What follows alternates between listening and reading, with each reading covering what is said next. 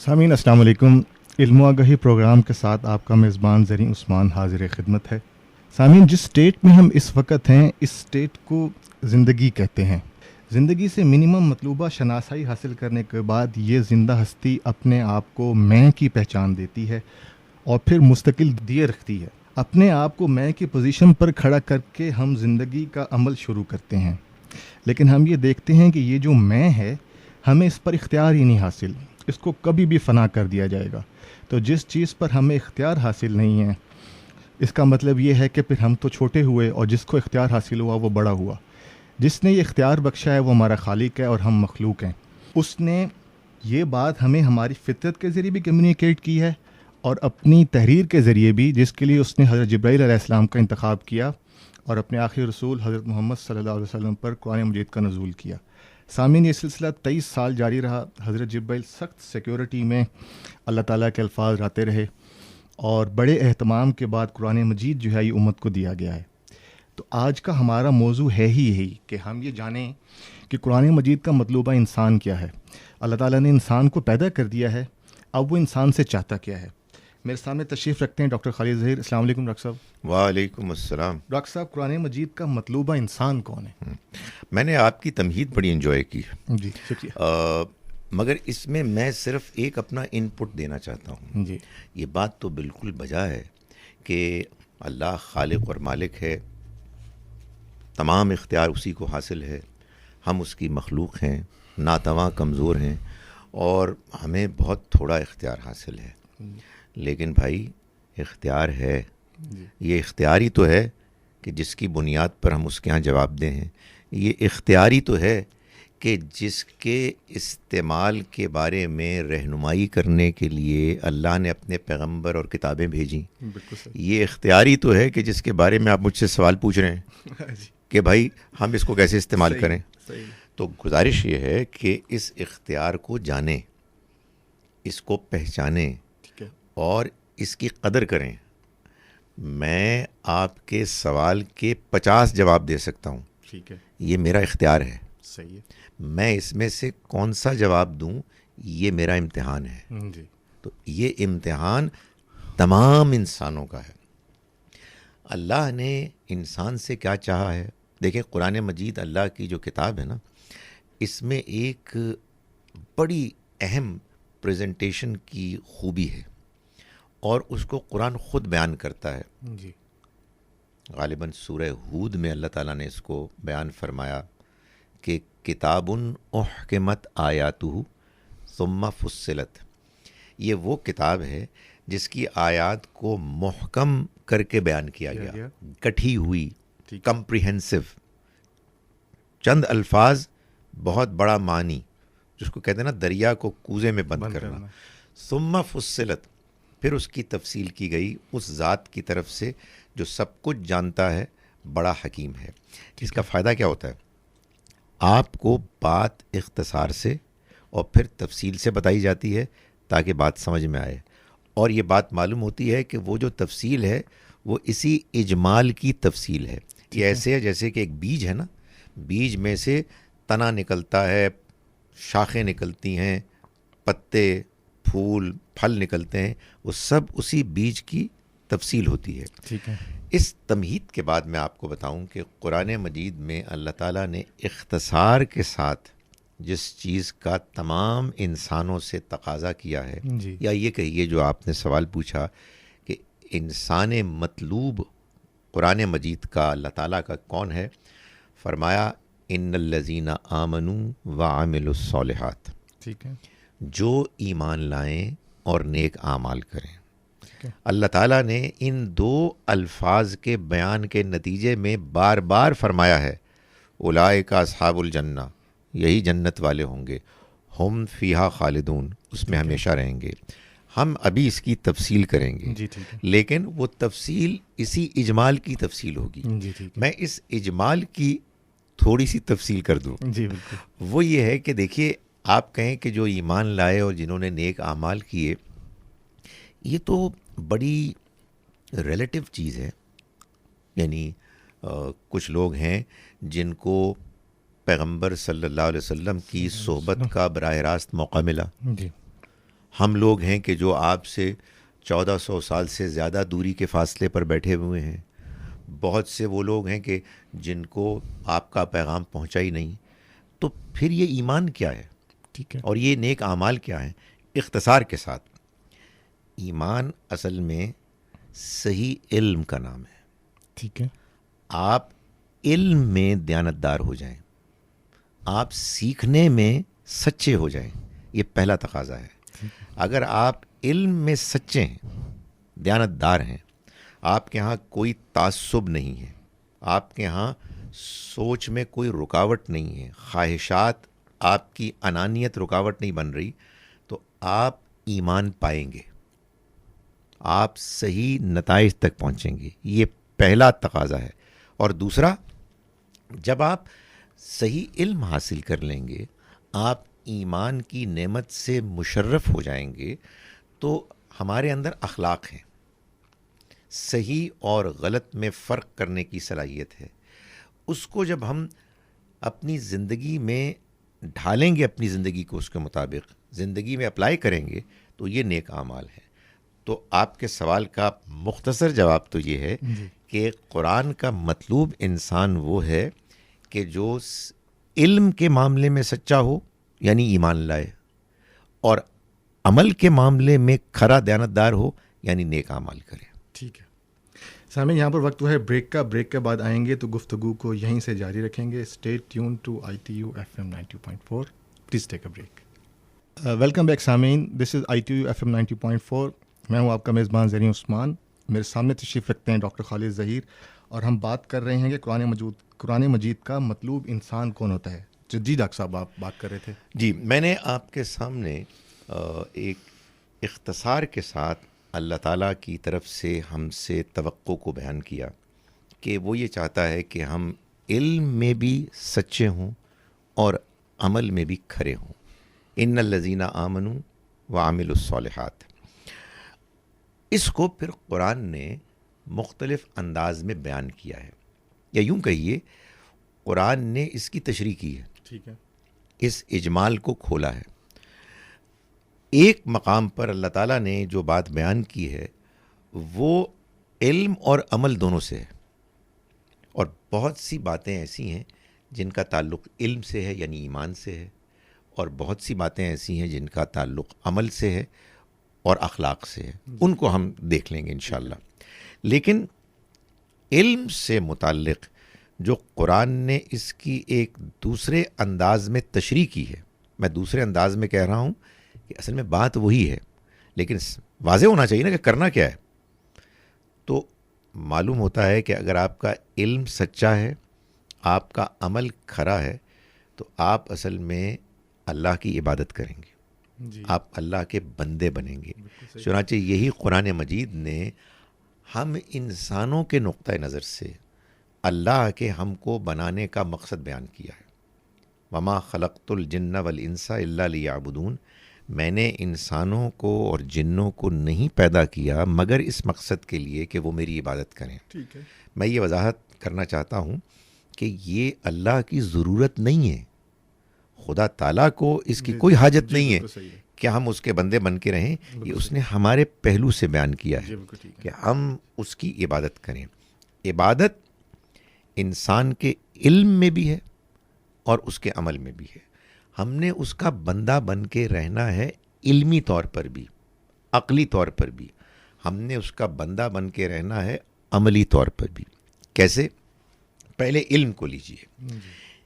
علم, فہم, انڈرسٹینڈنگ میں اللہ کا بندہ بننے کا مطلب یہ ہے کہ بندہ حقیقت پسندانہ رویہ اختیار کر کے اس بات کو مان لے, وہی جو آپ نے ابتدا میں کہی تھی کہ میرا رب سب کچھ ہے اور میں کچھ بھی نہیں ہوں. وہ خالق ہے, وہ مالک ہے, وہ اس دنیا کا پیدا کرنے والا, اس کو چلانے والا, میری ضرورتیں پوری کرنے والا, ہر چیز کا جاننے والا, میری دعاؤں کو سننے والا, دعاؤں کو قبول کر کے اس کو عمل پیرا کرنے کا پورا اختیار رکھنے والا ہے.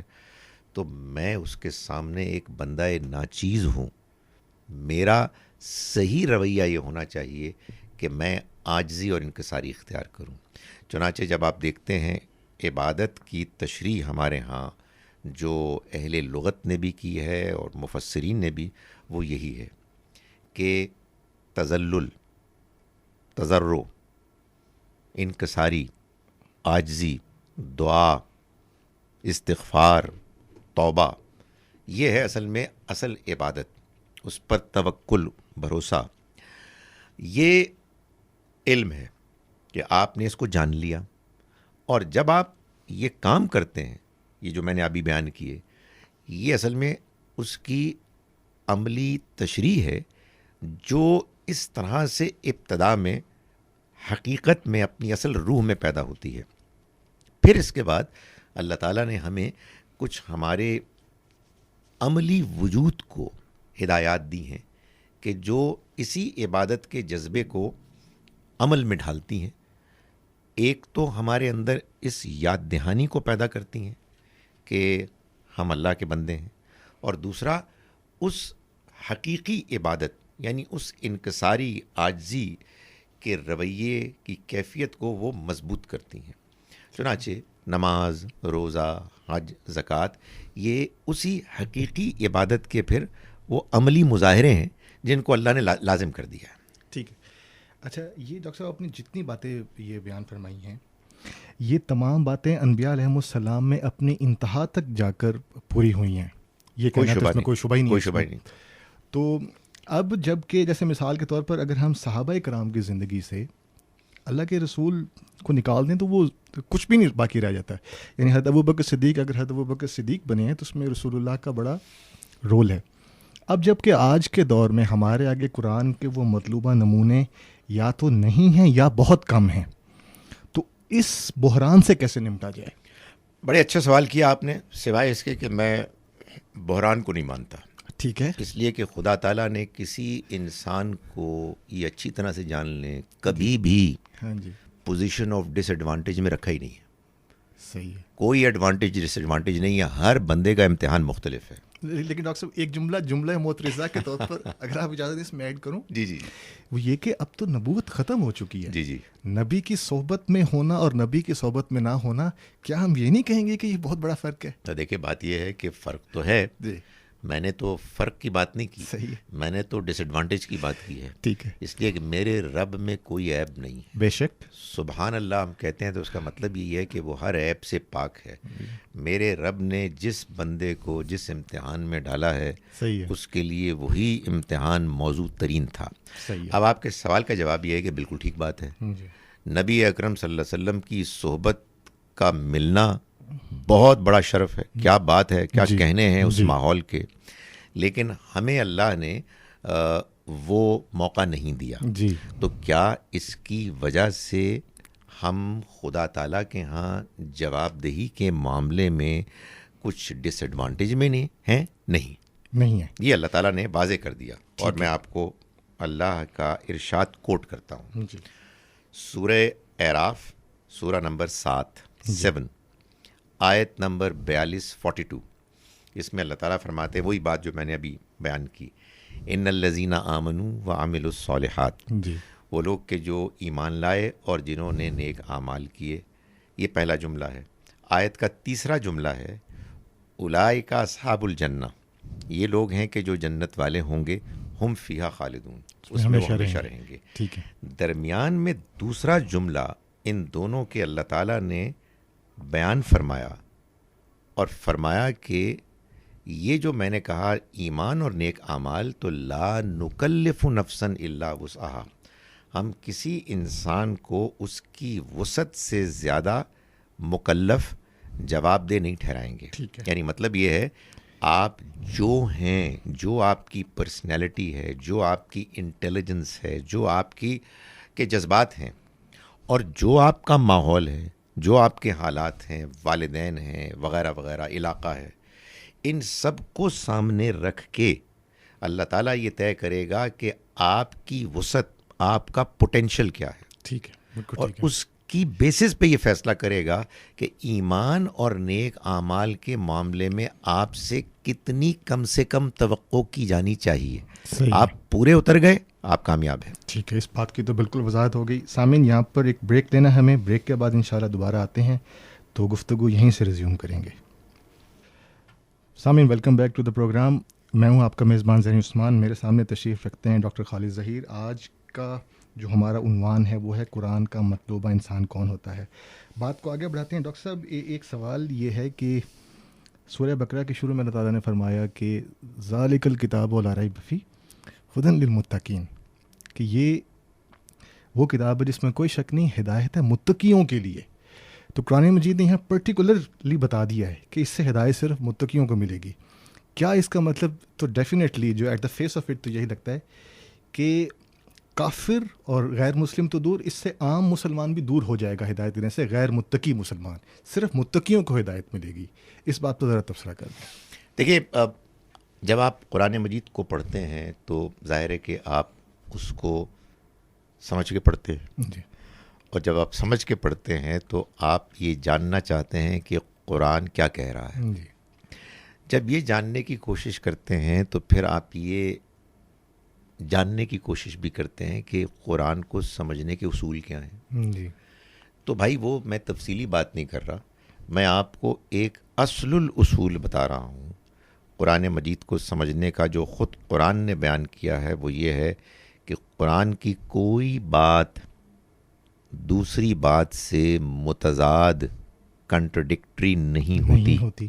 اس لیے یہ قرآن کو سمجھنے کا سب سے بڑا اصول ہے. اس وجہ سے جو تشریح آپ نے بیان فرمائی ہے وہ تشریح قابل قبول نہیں ہے. اللہ تعالیٰ نے جو بات بیان فرمائی ہے سورہ بقرہ کے آغاز میں, پہلی بات تو یہ کہ یہ وہ کتاب ہے جس میں کوئی شک نہیں. کیا مطلب ہے بھائی اس کا؟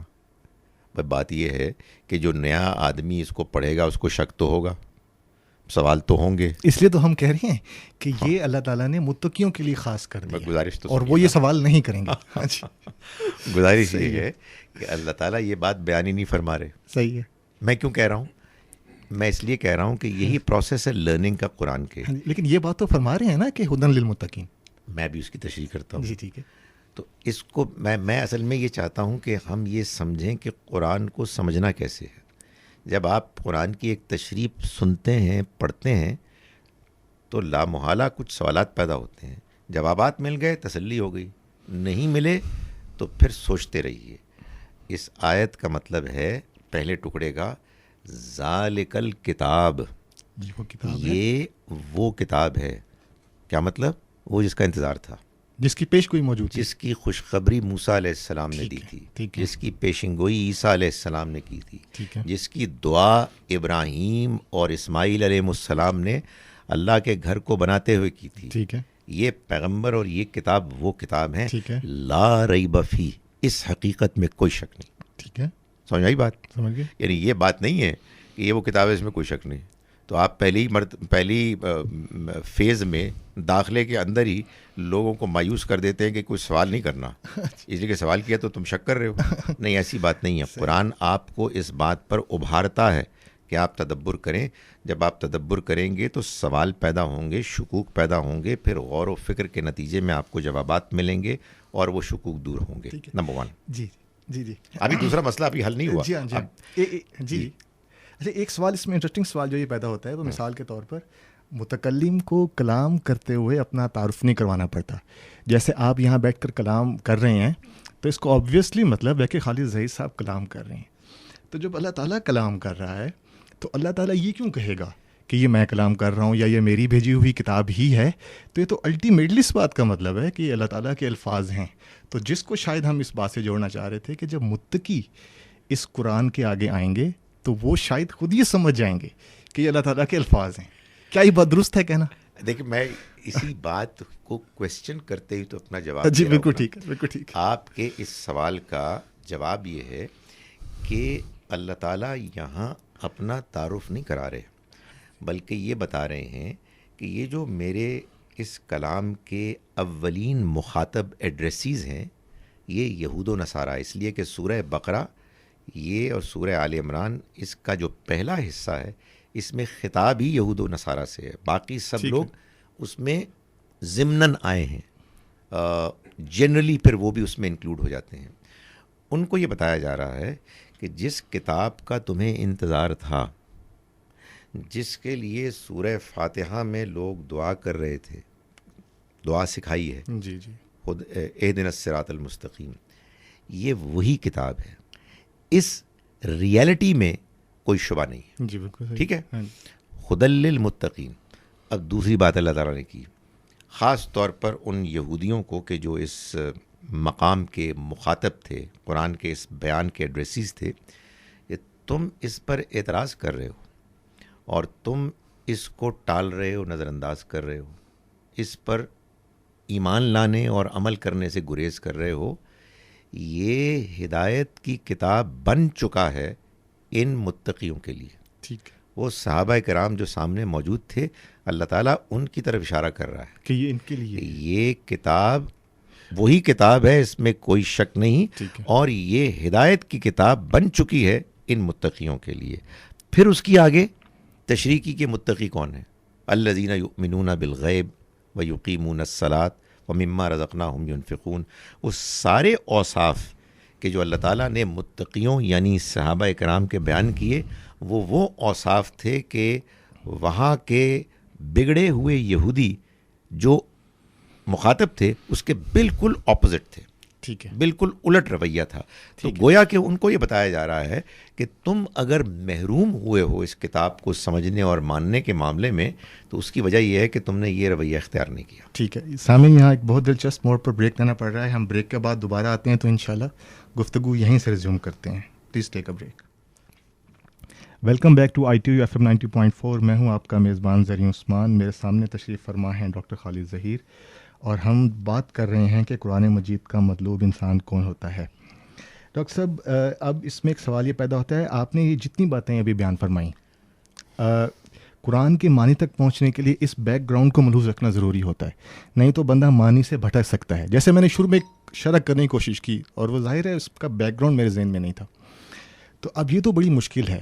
یعنی ایک عام آدمی بھی جب قرآن مجید پڑھنے آئے گا تو اس کو عربی ادب کا بھی ایکسپوجر ہونا چاہیے، اور قرآن کی ہسٹری کا بھی اس کو علم ہونا چاہیے، اور جتنی دوسری کتابیں جو قرآن سے متعلق ہیں ان کا مطالعہ بھی اس کو ضرور ہونا چاہیے.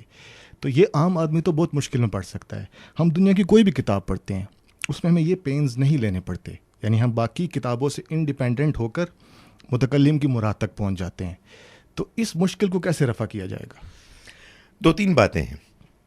ایک بات تو یہ ہے کہ یہ بالکل ٹھیک بات ہے آپ کی کہ کچھ لوگ ہوتے ہیں کہ جو کسی کتاب کو سمجھنے کے پہلو سے آئیڈیلی پوزیشن پلیسڈ ہوتے ہیں، اور کچھ لوگ ذرا اس میں ڈس ایڈوانٹیج کی صورت میں ہوتے ہیں، پوزیشن میں ہوتے ہیں.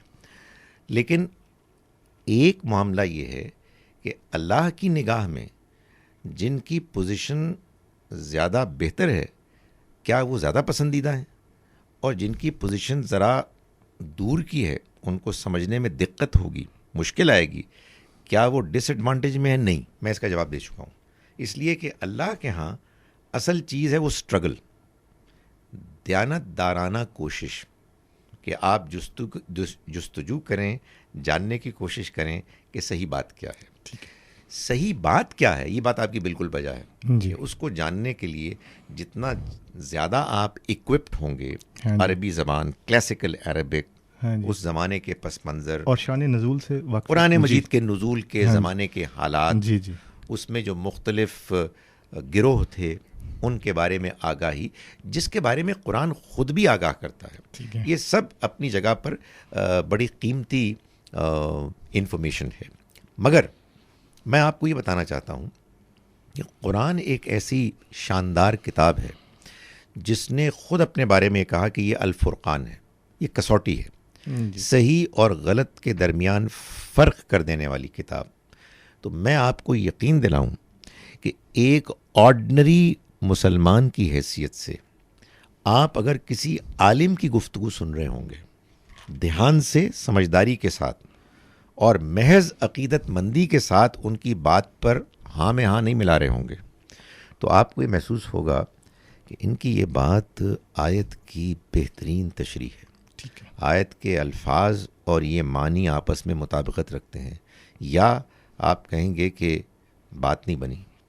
آیت اصل میں کچھ اور کہہ رہی ہے اور قرآن نے کہیں اور کچھ اور کہا ہے. سو کہنے کا مقصد یہ ہے کہ یہ جو اسٹرگل، یہ جو جستجو ہے جس میں ہم قرآن کو سمجھنے کی کوشش کرتے ہیں، یقیناً کچھ لوگ زیادہ اکوپڈ ہیں، کچھ لوگ کم اکوپڈ ہیں، مگر اس میں سب کے سامنے ایک ایسا ٹارگٹ ہے، سیکھنے کا ایک ایسا موقع ہے جس میں وہ اپنے اپنے لیول پر کنٹریبیوٹ کر سکتے ہیں اور ان کو کرنا چاہیے. بھائی ایک چھوٹا سا تبصرہ، جی یہ آپ نے جناب کیسے کہہ دیا کہ اقبال کو ہم جب پڑھیں گے تو بڑے آرام سے ہم سمجھ جائیں گے. جی جناب علی، اقبال کی بھی خودی کو آپ ذرا سمجھنے کی کوشش کریں. آپ کسی کو کہیں امریکہ میں کہ جس نے صرف اردو پڑھی ہوئی ہے کہ آپ اس کی خودی کو بیان کریں، تو ہمیں ہر کتاب کے مصنف اور پس منظر کو جاننے کی ضرورت پیش آتی ہے. ٹھیک ہے. اچھا ایک اور سوال ہے ڈاکٹر صاحب، وہ یہ کہ میں شروع میں تو اس کو شاید قرآن کا ایک ہڈن پہلو کہہ رہا ہوں، آپ اگر یہ درست ہو تو اس کی تصدیق کر دیجیے گا. علامہ اقبال کی بات ہوئی تو مجھے یاد آیا، انہوں نے ایک جگہ فرمایا کہ این کتاب نیست این چیزیں دیگر ہست، قرآن مجید کے بارے میں، کہ یہ کتاب نہیں ہے، یہ کوئی اور شے ہے. یا ایک اور جگہ ان کے اشعار کا مفہوم ہے کہ جوں جوں میں اس قرآن کو پڑھتا جاتا ہوں تو میری جان بدلتی جاتی ہے، اور جیسے جیسے میری جان بدلتی جاتی ہے، روح میری، ویسے ویسے میرا جہان بدلتا جاتا ہے. ایک تو یہ قرآن کا پہلو ہے. دوسرا جو حضرت سیدنا عمر کا مشہور واقعہ ہے کہ وہ جب انہوں نے قرآن سنا تو وہ ایمان لے آئے. یعنی قرآن میں ایسا کیا تھا جس کی طرف اقبال نے بھی اشارہ فرما دیا، اور قرآن کی آوازوں میں ایسا کیا تھا یا کچھ اس کی آوازوں میں ایسی طاقت ہے کہ جس کو سنتے ہی حضرت عمر کا مذہب بدل گیا، ان کو غور بھی نہیں کرنا پڑا، تدبر نہیں کرنا پڑا، جس کی ہم بات کر رہے ہیں کہ ہمیں انڈرسٹینڈنگ قرآن کی کرنی چاہیے. تو قرآن کا یہ جو غیر تفہیم، جو کیا کہنا چاہیے، عجائبات ہیں، ان پر بھی ذرا روشنی ڈال دیجیے. دیکھیں یہ بڑی امپورٹنٹ بات ہے جو آپ نے پوچھی. قرآن مجید کتاب ہے اس مفہوم میں کہ جیسے کتابیں ہوتی ہیں ما بین الدفتین، اس کے اوراق ہیں، اس کی جلد ہے، اس کو لکھا گیا ہے، وہ پڑھی جانے والی کتاب ہے. تو ظاہر ہے کہ اس لحاظ سے تو کتابوں میں سے ایک کتاب ہے. لیکن بھائی یہ اللہ کی کتاب ہے، تو یہ پھر بات صحیح ہے کہ یہ کوئی عام کتاب ہے ہی نہیں. اور اگر اس کو یوں بیان کر دیں شاعرانہ اسلوب میں کہ یہ کتاب ہے ہی نہیں، تو یہ بھی کہا جا سکتا ہے. اصل میں کیا ہے، قرآن مجید وحی الہی ہے، اللہ کا کلام ہے. اور یہ کلام کس کو اپیل کرتا ہے؟ یعنی کیا ہر عقل استعمال کرنے والے انسان کو جب وہ قرآن اٹھائے گا تو اس کو قرآن مجید اپیل کرنے لگے گا؟ نہیں. قرآن نے اس کو واضح کیا ہے، ٹھیک ہے، کہ قرآن کو سمجھنے کے لیے آپ کے اندر کی فطرت کی پاکیزگی ہونی چاہیے، جس کے نتیجے میں آپ کے اندر قرآن کو سمجھنے کی دلچسپی پیدا ہوگی. آپ کے اندر دلچسپی نہیں ہے تو آپ قرآن نہیں سمجھ سکتے. ٹھیک ہے. آپ با اخلاق نہیں ہیں تو آپ کے اندر دلچسپی نہیں پیدا ہو سکتی. تو چنانچہ یہ جو ہمارے ہاں ایک مشہور غلط فہمی ہے حضرت عمر کے بارے میں، اچھا، کہ وہ 6 سال تو دشمنی کرتے رہے اور نہ جانے کیا کچھ کرتے رہے، اچانک ان کے سامنے قرآن آیا تو وہ بدل گئے. تو اللہ تعالیٰ جس کو ہدایت دیتا ہے اس کی مرضی ہے، جس کو گمراہ کرتا ہے اس کی مرضی ہے. یہ روایت ضعیف ہے، یہ ہماری بات واقعات بالکل ٹھیک ہیں. اچھا، واقعات بالکل ٹھیک ہیں، ٹھیک ہے. ان واقعات میں اصل حقیقت سمجھنے. جی بالکل صحیح. قرآن واضح کرتا ہے کہ آپ اگر سچے انسان ہیں تو آپ کو ہدایت ملے گی، اور اگر آپ کھوٹے انسان ہیں تو آپ کو ہدایت نہیں ملے گی. صحیح. عمر رضی اللہ عنہ ایک سچے انسان تھے، اور سچے انسان ہونے کی حیثیت سے انہوں نے ابتدا میں غلط فہمیوں کی بنیاد پر مخالفت کی. ان کے اوپر اس بات کا غلبہ تھا کہ میرے آباء و اجداد کا دین بدلا جا رہا ہے. ایک ہوتی ہے نا غیرت انسان کے اندر، ٹھیک ہے وہ کچھ حد سے بڑی ہوئی تھی، لیکن بہرحال اس کا اپنا ایک مقام ہے. میرے آباء و اجداد میرے بڑے ایک دین پر تھے، یہ اچانک معلوم ہوتا ہے کہ ایک نئی بات آئی ہے اور یہ میرے اس دین کو، ٹریڈیشن کو چیلنج کر رہی ہے. صحیح ہے. تو انہوں نے ابتدا میں اس کی مخالفت کی اپنے ان جذبات کی وجہ سے، جن جذبات کی حقیقت میں کوئی ایسی خرابی نہیں تھی، صرف یہ تھا کہ وہ ذرا حد سے بڑھے ہوئے تھے۔ جیسے ہی انہوں نے اللہ کے کلام کو ایک خاص پہلو سے سنا اور ان کے جذبات کا حجاب ہٹا، تو ان کا سچا انسان اس اللہ کی وحی کے آگے بالکل اس نے سرنڈر کر دیا۔ ان کو بات سمجھ میں آ گئی، انہیں یہ محسوس ہو گیا کہ میں اصل میں اپنے جذبات کی وجہ سے اس سے دور ہو گیا تھا، یہ تو بالکل سچائی ہے۔ ٹھیک ہے، تو یہ یوں ہوا۔ ٹھیک ہے ڈاکٹر صاحب، یہاں پر ہم ایک بریک لینا ہے۔ سامعین، یہاں پر وقت تو ایک بریک کا، بریک کے بعد انشاءاللہ دوبارہ آتے ہیں، تو پروگرام کو یہیں سے ریزیوم کرتے ہیں۔ Stay tune to ITU FM 90.4۔ Welcome back سامعین ٹو ITU FM 90.4۔ میں ہوں زریں عثمان، میرے سامنے تشریف فرما ہیں ڈاکٹر خالد ظہیر۔ ہم نے آج بات کی ہے کہ قرآن کا مطلوب انسان کون ہے۔ ڈاکٹر صاحب، قرآن مجید میں تو یہ ہے نا کہ اہدنا الصراط المستقیم، اور ہم نمازوں میں اس کو بار بار ریپیٹ بھی کرتے ہیں، تو اب یہ بتائیے کہ یہ صراط مستقیم دراصل کیا ہے؟ دیکھیے، ہر انسان یہ جانتا ہے کہ ایک وہ سچائی ہے کہ جو الٹیمیٹ ہے، جس کو اگر وہ جان لے تو اسے اس دنیا، اس کائنات، اس کی اپنی حقیقت، اس کے بنانے والے کے بارے میں، اس کے بنانے کی اسکیم کے بارے میں صحیح معلومات، ہدایت مل جائے۔ دنیا میں انسان جب آتا ہے تو انسان کے ذہن میں سوالات ہوتے ہیں۔ خدا نے ہمیں اسی امتحان میں ڈالا ہے کہ اس دنیا کی زندگی کو ایک پزل بنایا ہے۔ اس میں بہت سی حقیقتیں وہ ہیں جو نظر ہی نہیں آتی، اور کچھ چیزیں جو نظر آتی ہیں وہ اپنے ساتھ سوالات لے کے آتی ہیں۔ میں کون ہوں؟ مجھے کس نے بنایا ہے؟ میرے بننے کا مقصد کیا ہے؟ یہ دنیا میں اونچ نیچ کیوں ہے؟ لوگوں کو پریشانیاں کیوں آتی ہیں؟ موت کیوں آتی ہے؟ وغیرہ وغیرہ۔ تو انسان اگر سنجیدہ ہے، انسان اگر حساس ہے، انسان اگر عاقل ہے، تو پھر انسان سراپا سوال ہے۔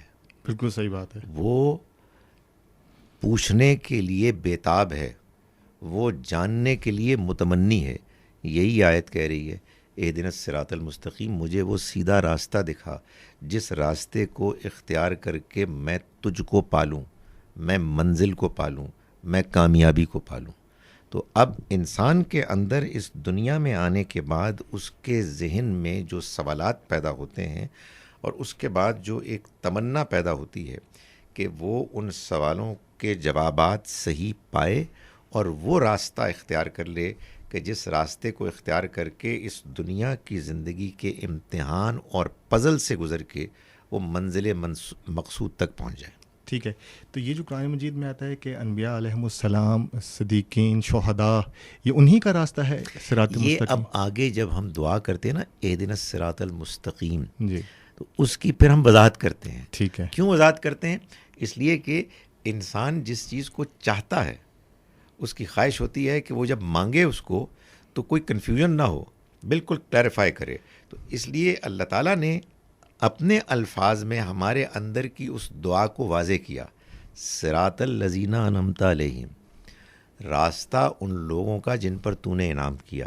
یعنی ہم اس دنیا میں کوئی پہلے انسان نہیں آئے ہیں، جی ہاں، ہم سے پہلے ایک دنیا گزر چکی ہے۔ صحیح ہے، ان میں کچھ تھے جو کامیاب تھے، ٹھیک ہے، وہ کامیاب وہ لوگ تھے جن پر تو نے انعام کیا تھا۔ صحیح ہے، تو نے اس لیے انعام کیا تھا کہ وہ انعام کے مستحق تھے تیرے اپنے قانون کے مطابق۔ وہ کون تھے؟ وہ انبیاء تھے، وہ صدیق تھے، وہ شہداء تھے، وہ صالحین تھے۔ ٹھیک ہے۔ یہ تو اب ایک تو یہ ہے کہ صراط مستقیم ایک تو وہ راستہ ہے جو انبیاء علیہم السلام کا راستہ ہے، اور انبیاء علیہم السلام جس راستے پر چلتے تھے وہ صرف بھی صراط مستقیم ہی ہے۔ وہ کیا راستہ، اگر ہم چاہیں گے آپ ہمارے سامعین کے لیے ذرا اختصار کے ساتھ وہ بتا دیں۔ دیکھیں، وہی راستہ ہے جس پہ ہم گفتگو کر رہے ہیں، وہ ایمان، ٹھیک ہے، نیک اعمال۔ ایمان کی بھی تفصیلات ہیں جو امید ہے کہ ہم جیسے جیسے گفتگو کو آگے بڑھائیں گے آئندہ پروگرامز میں ہم اس کی تشریح کریں گے۔ نیک اعمال، اس کی پھر تفصیلات ہیں۔ اگر آپ مثال کے طور پر اس کو اختصار کے ساتھ پڑھنا چاہیں تو آپ دیکھیں گے کہ وہ اللہ تعالیٰ نے اس کو بیان کیا ہے سورہ نحل میں، ٹھیک ہے، اور پھر اس کی آگے تشریح کی ہے سورہ بنی اسرائیل میں، مثال کے طور پر سورہ نحل میں اختصار کے ساتھ یہ بیان فرمایا ہے کہ ان اللہ یأمر بالعدل والاحسان و ایتاء ذی القربی، ٹھیک ہے، اللہ تمہیں حکم دیتا ہے عدل کا، انصاف کرنے کا، اور اس سے زیادہ احسان کرنے کا، یعنی عدل سے بھی زیادہ حسن سلوک کرنے کا، اور غریب رشتہ داروں پر خرچ کرنے کا، وینہا عن الفحشاء والمنکر والبغی، اور وہ روکتا ہے تمہیں فحش کاموں سے اور منکر برائیوں سے جو ٹھیک ہے، معروف ہیں، اور زیادتی کرنے سے۔ ٹھیک ہے، تو یہ اختصار کے ساتھ بیان کیا گیا۔ میں نے یہی شروع میں بات بیان کی نا ٹھیک ہے، کہ وہ اختصار کے ساتھ بیان کرتا ہے، پھر اس کی تفصیل کرتا ہے۔ تفصیلات کرتا ہے، وہ تفصیلات ابھی بہت پڑی ہیں، ٹھیک ہے، کیونکہ آپ کے میرے پروگرام پہ بھی بہت پڑے الحمدللہ۔ ہاں جی بالکل ٹھیک ہے۔ اچھا ایک بات ڈاکٹر صاحب یہ کہ ہم نماز میں قرآن پڑھتے ہیں، قرآن پڑھنے کو کہا گیا ہے، اور قرآن ایک صورت بھی ہو سکتی ہے، 3 صورتیں بھی ہو سکتی ہیں، لیکن بالعموم جس طرز عمل کو ہم نے مستقلاً اپنایا ہوا ہے وہ یہ کہ ہم قرآن میں 2 صورتیں کم سے کم پڑھتے ہیں، یعنی سورہ فاتحہ، اس کے بعد کوئی ٹکڑا یا کوئی اور چھوٹی سی صورت۔ اس کا ریشنل کیا ہے؟ اس کا ریشنل یہ ہے کہ ہم کو نماز میں اللہ تعالیٰ اصل میں یہ بتا رہے ہیں کہ ہم نے اللہ کی طرف سے آئی ہوئی رہنمائی کو فالو کرنا ہے۔ 2 باتیں بتا رہے ہیں۔ ٹھیک ہے، ایک تو یہ کہ اللہ کی طرف سے آئی ہوئی رہنمائی کی وجہ، ریشنل، اس کی حکمت، اس کی ضرورت کیا ہے، اور پھر اس کا جواب کیا ہے۔ سو آپ یہ دیکھیں ابھی جو ہم نے بات کی کہ سورہ فاتحہ کہتی ہے اہدنا الصراط المستقیم، ہمیں سیدھا راستہ دکھا۔ سورہ بقرہ سے شروع ہوتی ہے بات ذالک الکتاب لا ریب فیہ ھدی للمتقین، یہ وہ کتاب ہے جس کا انتظار تھا، اس میں کوئی شک نہیں، یہ ہدایت بنی ہے ٹھیک ہے، پرہیزگاروں کے لیے۔ سو گویا کہ سورہ فاتحہ اور قرآن مجید کا بقیہ حصہ یہ اصل میں دعا اور جواب دعا ہے۔ ٹھیک ہے، جواب اس کا دعا اور جواب دعا کو ہم اپنی نمازوں میں دہراتے ہیں تاکہ وجہ، مقصد بھی سامنے آ جائے، اور اس کا جواب جو اللہ کی طرف سے ملا ہے وہ بھی سامنے آ جائے اختصار کے ساتھ، اور ٹھیک ہے، اسی پیٹرن کو ہم فالو کریں۔ ٹھیک ہے ڈاکٹر صاحب، پروگرام کا وقت تو ختم ہو گیا لیکن بہت سارے سوالات ابھی ہمارے ذہن میں باقی تھے، تو انشاءاللہ ان کو ہم ادر پروگرام میں ٹیک اپ کر لیں گے۔ سامعین، آپ کے ذہن میں بہت سارے سوالات پیدا ہوئے ہوں گے یقیناً، تو آپ بھی ہمیں اپنے فیڈ بیکس پرووائڈ کر سکتے ہیں۔ ہم آپ کو اپنا واٹس ایپ نمبر یہاں پر مینشن کیے دیتے ہیں۔ ہمارا واٹس ایپ نمبر ہے 0333833309۔ ہمارا فیس بک پیج ہے www.facebook.com/ITUFM radio۔ ہمارا نمبر دوبارہ نوٹ کر لیجئے 0333833309، اور ہمارا فیس بک پیج ہے www.facebook.com/ITUFM radio۔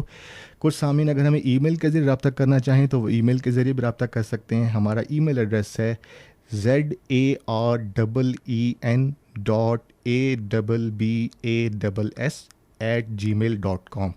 ہمیں آپ کے فیڈ بیک کا انتظار رہے گا۔ اگلے پروگرام تک کے لیے میزبان زرین عثمان کو اجازت دیجیے۔ خدا حافظ ناصر۔